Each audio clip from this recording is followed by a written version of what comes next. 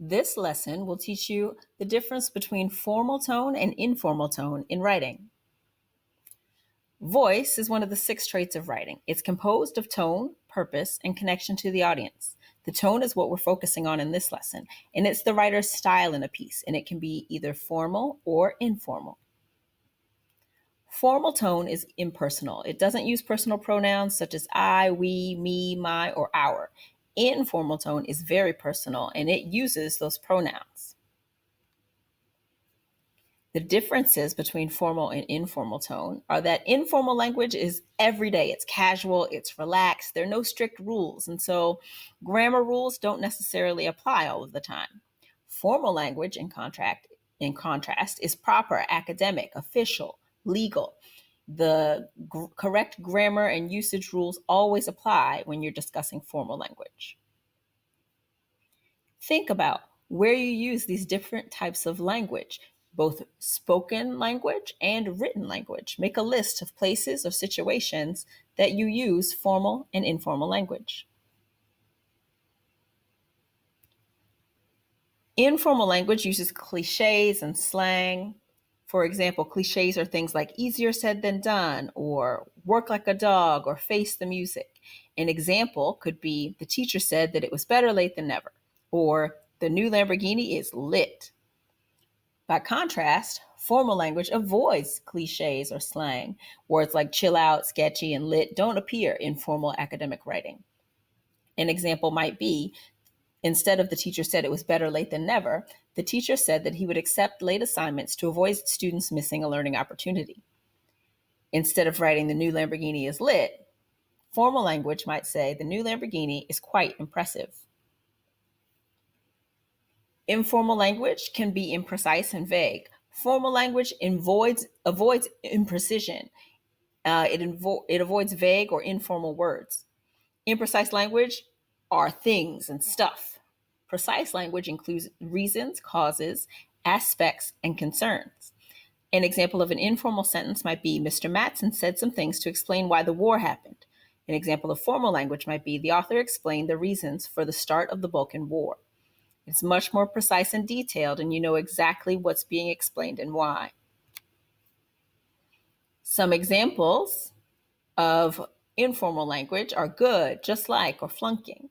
Instead of good, you might say magnificent. That sounds more formal. Instead of saying this is just like that, you might say for example. And instead of flunking a class, you might be failing it. An example of an informal sentence is the grub at Luciano's is good. Can you think of a formal sentence about the food at Luciano's? An example is, the cuisine at Luciano's is superb. This takes away the informal word grub and replaces it with the formal word cuisine. And this takes the informal word good and makes it formal by using the word superb instead. A thesaurus can be your friend for this type of modification. Informal language can use contractions, hesitations, fillers, or abbreviations. Contractions are words like it's, there, and can't. Formal language avoids those sorts of things. What's the formal way to write that sentence? Instead of employees shouldn't use their cell phones too much during work hours, the formal way might be employees should not use their cell phones excessively during work hours. That avoids the contraction shouldn't and gets rid of the very informal phrase too much and makes it more formal by using the word excessively. Fillers, this usually takes place in verbal language, in spoken language. Instead of saying, well, just, like, really, or what I sometimes say, while you're thinking, you can replace those things and they should really not occur in your writing. The informal version might be, well, this experience is an unforgettable one. To make it more formal, instead of the well, one might say, therefore, this is an unforgettable experience. Abbreviations also are not appropriate to use in formal written language.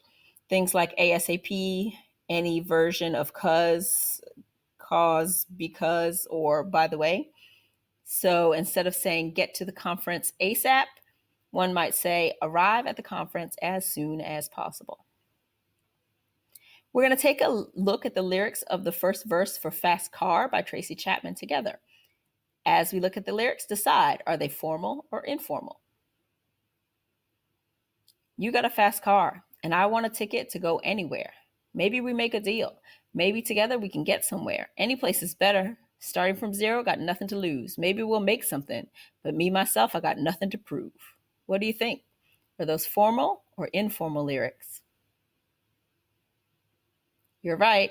If you look at the very first line, you already can see you got a fast car is informal because the grammar is not proper.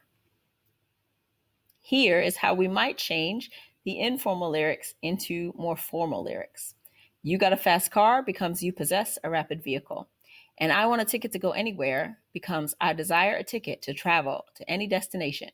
Maybe we make a deal becomes perhaps an agreement can be reached. Maybe together we can get somewhere becomes perhaps traveling together is an option.